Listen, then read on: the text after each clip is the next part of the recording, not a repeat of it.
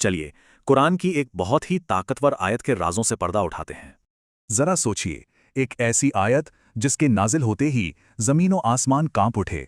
ये आयत सिर्फ अल्फाज नहीं, बल्कि गहरे राज खोलने वाली एक चाबी जैसी है। कहते हैं कि इसकी 9 लाइनों में अल्लाह का सबसे बड़ा नाम इसमें आज़म छिपा है।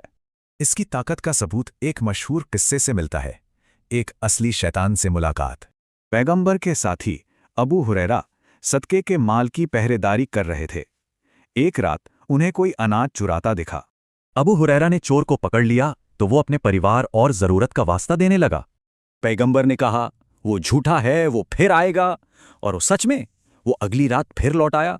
तीसरी रात जब वो फिर पकड़ा गया तो चोर ने आज़ादी के बदले एक बहुत कीमती राज बताने की पेशकश की।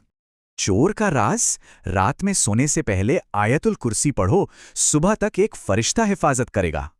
पैगंबर ने इस राज को खोला। वो चोर कोई और नहीं बल्कि खुद शैतान था। तो आखिर इस आयत में ऐसी क्या खास बात है?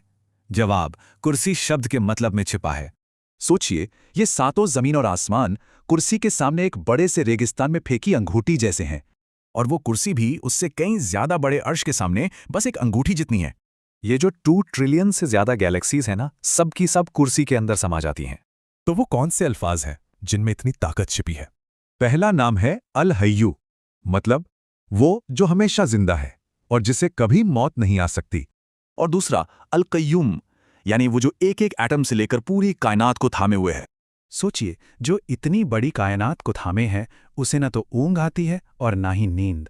कई जानकार मानते हैं कि इसमें आज़म या हय्यू या कय्यूम के इन अल्फाज में ही है।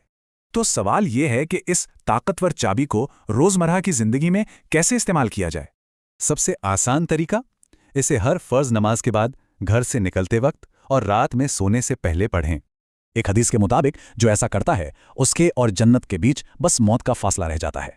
यानी घर, परिवार और माल, सब कुछ उस जात की हिफाजत में जो कभी नहीं सोता। तो ये चाबी अब हमारे हाथों में है। इससे जिंदगी में क्या कुछ नहीं खोला जा सकता।